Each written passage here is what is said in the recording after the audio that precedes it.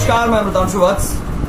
जैसा कि आप लोगों को पता है कि बिहार पुलिस परीक्षा में किस तरह से धांधली की गई है, विद्यार्थियों के साथ अन्याय किया जा रहा है। दरोगा बहाली में भी उसी तरीके का मामला सामने आया था। 2017 से इस पर केस चल रहा है। सीबीआई की जांच की मांग की गई है। सीबीआई इस पर जांच कर रही है। न्यायालय में केस है। यहाँ की पटना के उच्च न्यायालय ने भी कह दिया कि धोखाधड़ी का मामला शुरुआत से ही इसमें गड़बड़ी नजर आ रही है, लेकिन फिर भी अभी तक बिहार सरकार सुधरने का नाम नहीं ले रही। लगातार इस तरह के मुद्दे उठ रहे हैं। बिहार का नाम खराब हो रहा है। कभी रूबी राय जैसा बिहार के हर एक परीक्षार्थी, हर तरह का शिक्षा व्यवस्था ध्वस्त हो गया है बिहार में। एक सरकार थी जिसने प्राइमरी एजुकेशन बिहार का खत्म कर दिया, और ये दूसरी सरकार है जिसने बिहार का सेकेंडरी एजुकेशन खत्म कर दिया। बच्चे क्या करें? रोजगार आप बिहार में दे नहीं रहे हैं। इंडस्ट्रीज आपके पास है नहीं। आप इंडस्ट्री सेटअप करने नहीं दे रहे हैं। नए एंटरप्रेन्योर्स को किसी तरह का आप प्रोत्साहन देते नहीं हैं।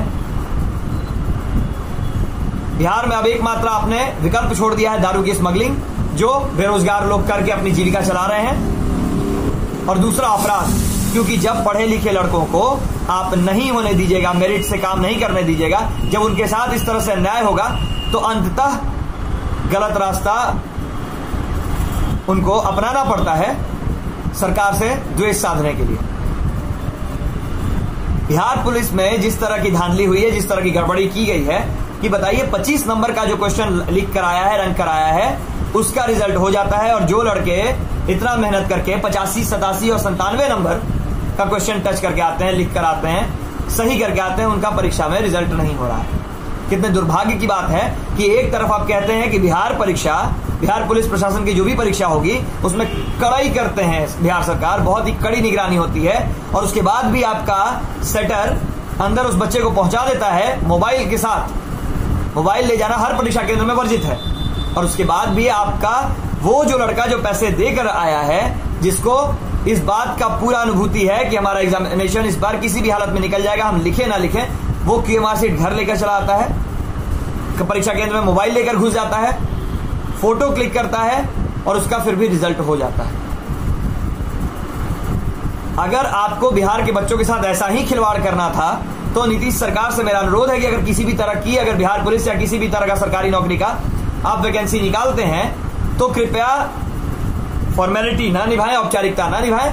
सीधे सीधे कॉलम में लिख दे, फॉर्म के ऊपर लिख दे कि जिनके पास इतने लाख रुपए हैं इस पद के लिए, वही फॉर्म भरें, अन्यथा बाकी जो भी लोग हैं वो अगले साल किसी अच्छे सेटर को ढूंढ लें, किसी अच्छे दलाल को ढूंढ लें। मजाक बनाकर रख दिया गया है सरकारी नौकरी का और प्रतिभा का बच्चों का।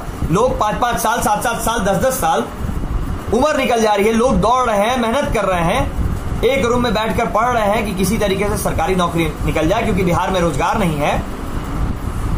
और उसमें भी इतने बड़े पदों पर वैकेंसी निकालने के बाद आप इतना धांधली कर दे रहे हैं कि सिर्फ नालंदा जिला का एक गांव 9 में से 8 रिजल्ट कर दे रहा है।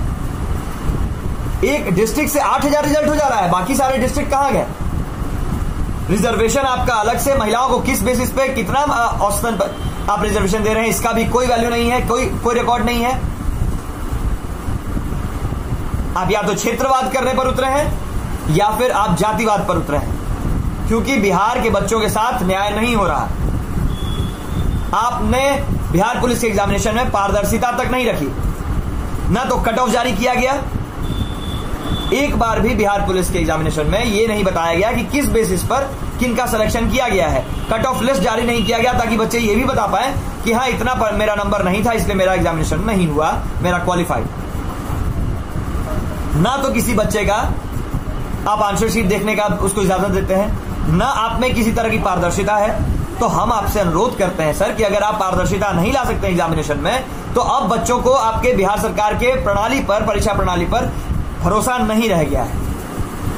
लोग अपना समय बर्बाद कर रहे हैं और अंत में प्रवासी मजदूरी करने बाहर जाएं, क्योंकि आप रोजगार देने में असक्षम है, लोन नहीं दे सकते हैं। जितनी आप हर तरह के लेकर आते हैं कि ये योजना, ये योजना, ये योजना, एक भी योजना किसी भी नागरिक तक नहीं पहुंच पाती है। आपके जो लोग हैं, आपके जो ऑफिस में, कार्यालय में बैठे हुए लोग हैं, उन लोगों का द्वारा ही गमन कर लिया जाता है हर एक योजना और हर एक पैसे का। विशेष राज्य का दर्जा मांगते हैं, लेकिन विशेष राज्य का कोई भी क्राइटेरिया आप पूरा नहीं करते हैं। आपने यूनिवर्सिटीज यहां खत्म कर दी, मजबूर कर दिया बच्चों को बाहर पढ़ने में। सेकेंडरी एजुकेशन कोई भी यहां नहीं लेता है। जो भी गरीब घर का बच्चा है, जिसके पास कोई साधन नहीं है, वही यहां रह जा रहा है। अन्यथा सारे बच्चों को दिल्ली और बॉम्बे और कोलकाता जाना पड़ता है वहां के यूनिवर्सिटीज में एडमिशन लेने के लिए। यहां के यूनिवर्सिटीज का बदहाल हालत ऐसा है कि 14-14 साल से यहां कोई भी नियुक्ति नहीं हुई है, और जो एडहॉक पर बेचारे टीचर पढ़ा रहे हैं उनको पैसे नहीं मिल पा रहे हैं, उनको सैलरी नहीं मिल रही है। आपने मजबूर कर दिया है हर उस बच्चे को बिहार छोड़ने पर, इसी अपने दमनकारी नीतियों के कारण कि जब आवाज उठाता है कोई तो आप उसको दबा देते हैं, कुचल देते हैं, अपने अधिकारियों द्वारा उसे जेल में बंद करवा देते हैं। लेकिन अब यह लड़ाई नहीं रुकेगी। कल 16 तारीख को इसका बिगुल फूंक दिया गया है। हर जगह, हर न्यूज चैनल पर आपने देखा होगा, बिहार में बच्चों का आक्रोश इतना ज्यादा हो गया है कि अब ये बयार थमने का नाम नहीं लेगी जब तक उन्हें न्याय नहीं मिल जाएगा। या तो निष्पक्ष रूप से इस पर जांच करवाएं, रिजल्ट सामने करें, कट ऑफ लिस्ट जारी करें, या ऑनलाइन परीक्षा लें, जैसे एसएससी, सीजीएल और बाकी सेंट्रल गवर्नमेंट की परीक्षा होती है। आप 600 रुपए, 800 रुपए का फॉर्म रखते हैं, पैसे कमा लेते हैं और उसके बाद बच्चों का रिजल्ट तक नहीं निकालते, उनके साथ खिलवाड़ करते हैं। जो भी भाई इस लड़ाई में हमारा साथ देना चाहेंगे वो एएमसी चैनल को सब्सक्राइब कर लेंगे। कोई भी तरह की अपडेट और जानकारी उनको यहीं से मिलते रहेगी, और लड़ाई अब शुरू हो चुकी है, ये जंग जारी रहेगी। जो साथ देना चाहे वो चैनल को नीचे डिस्क्रिप्शन बॉक्स में इसका लिंक दिया हुआ है, सब्सक्राइब कर लें और आगे हाथ बढ़ाएं ताकि आपके इस मुहिम को, आपके इस आवाज को आगे उठाया जा सके और इस धांधली को सुप्रीम कोर्ट तक पहुंचाया जा सके। धन्यवाद।